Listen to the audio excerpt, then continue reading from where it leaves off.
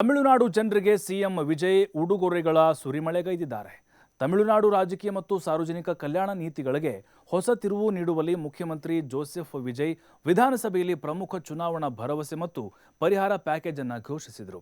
ಸಾಮಾನ್ಯ ಕುಟುಂಬಗಳು ಮತ್ತು ಗೃಹಿಣಿಯರಿಗೆ ಹಣದುಬ್ಬರದಿಂದ ನೇರ ಪರಿಹಾರವನ್ನು ಒದಗಿಸಲು ರಾಜ್ಯ ಸರ್ಕಾರ ಹಲವು ಯೋಜನೆ ಘೋಷಿಸಿದೆ. ಹಾಗಾದರೆ ಆ ಘೋಷಣೆಗಳು ಏನೇನು, ಜನರಿಗೆ ಏನು ಅನುಕೂಲ ಆಗುತ್ತೆ? ಇಲ್ಲಿದೆ ಕಂಪ್ಲೀಟ್ ರಿಪೋರ್ಟ್. ತಮಿಳುನಾಡಿನ ಜನತೆಗೆ ಭರ್ಜರಿ ಗಿಫ್ಟ್ ಕೊಟ್ಟ Vijay, free bus, free LPG. ಸ್ನೇಹಿತರೆ, ತಮಿಳುನಾಡು ಜನರಿಗೆ ಸಿಎಂ ವಿಜಯ್ ಉಡುಗೊರೆಗಳ ಸುರಿಮಳೆಗೈದಿದ್ದಾರೆ. ತಮಿಳುನಾಡು ರಾಜಕೀಯ ಮತ್ತು ಸಾರ್ವಜನಿಕ ಕಲ್ಯಾಣ ನೀತಿಗಳಿಗೆ ಹೊಸ ತಿರುವು ನೀಡುವಲ್ಲಿ ಮುಖ್ಯಮಂತ್ರಿ ಜೋಸೆಫ್ ವಿಜಯ್ ವಿಧಾನಸಭೆಯಲ್ಲಿ ಪ್ರಮುಖ ಚುನಾವಣಾ ಭರವಸೆ ಮತ್ತು ಪರಿಹಾರ ಪ್ಯಾಕೇಜ್ ಅನ್ನು ಘೋಷಿಸಿದರು. ಸಾಮಾನ್ಯ ಕುಟುಂಬಗಳು ಮತ್ತು ಗೃಹಿಣಿಯರಿಗೆ ಹಣದುಬ್ಬರದಿಂದ ನೇರ ಪರಿಹಾರವನ್ನು ಒದಗಿಸಲು ರಾಜ್ಯ ಸರ್ಕಾರ ಹಲವು ಯೋಜನೆ ಘೋಷಿಸಿದೆ. ಹಣದುಬ್ಬರದಿಂದ ಬಳಲ್ತಾ ಇರುವಂತಹ ಮಧ್ಯಮ ವರ್ಗದ ಮತ್ತು ಬಡ ಕುಟುಂಬಗಳಿಗೆ ನೇರ ಪರಿಹಾರ ನೀಡಲು ಸಿಎಂ ವಿಜಯ್ ನಿರ್ಧಾರ ಮಾಡಿದ್ದಾರೆ.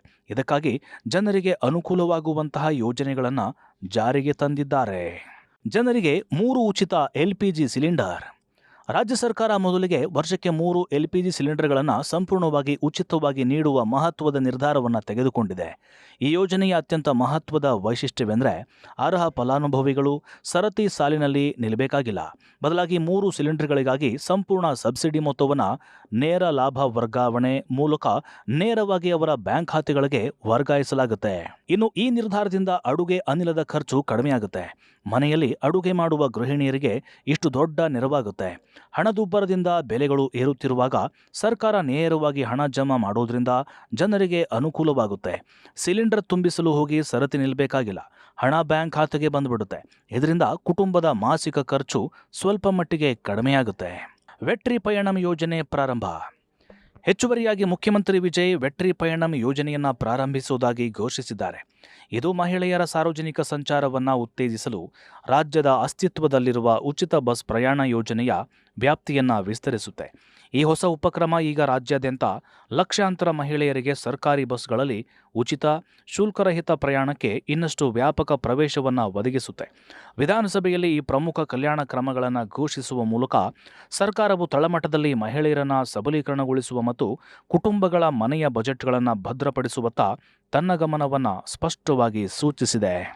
ಈ ಯೋಜನೆಯಡಿ ಮಹಾನಗರ ಮತ್ತು ನಗರ ಪ್ರದೇಶಗಳಲ್ಲಿ ಕಾರ್ಯನಿರ್ವಹಿಸುವ ಸರ್ಕಾರಿ ಎಕ್ಸ್ಪ್ರೆಸ್ ಹಾಗೆ LSS ಮತ್ತು ಡಿಲಕ್ಸ್ ಬಸ್ಗಳಲ್ಲಿ ಮಹಿಳೆಯರು ಉಚಿತವಾಗಿ ಪ್ರಯಾಣಿಸಲು ಸಾಧ್ಯವಾಗುತ್ತೆ.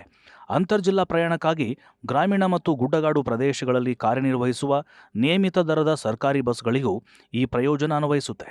ಈ ಯೋಜನೆಯನ್ನು ಅಕ್ಟೋಬರ್ 2ರಂದು ಮಹಾತ್ಮ ಗಾಂಧಿಯವರ ಜನ್ಮ ದಿನಾಚರಣೆಯಂದು ಜಾರಿಗೆ ತರಲಾಗುತ್ತೆ.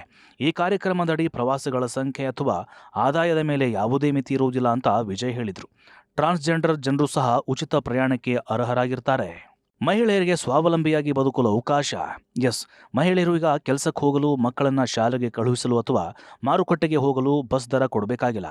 ಇದರಿಂದ ಅವರಿಗೆ ಹಣ ಉಳಿಯುತ್ತೆ. ಗ್ರಾಮೀಣ ಪ್ರದೇಶದಲ್ಲಿ ವಾಸಿಸುವಂಥ ಮಹಿಳೆಯರಿಗೂ ಲಾಭ ಸಿಗುತ್ತೆ. ನಗರಗಳಲ್ಲಿ ಎಕ್ಸ್ಪ್ರೆಸ್ ಮತ್ತು ಡಿಲಕ್ಸ್ ಬಸ್ಗಳಲ್ಲೂ ಉಚಿತ ಪ್ರಯಾಣ ಸಾಧ್ಯ. ಇದು ಮಹಿಳೆಯರ ಸ್ವಾತಂತ್ರ್ಯವನ್ನು ಹೆಚ್ಚಿಸುತ್ತದೆ. ಅವರು ಸುಲಭವಾಗಿ ತಿರುಗಾಡಬಹುದು.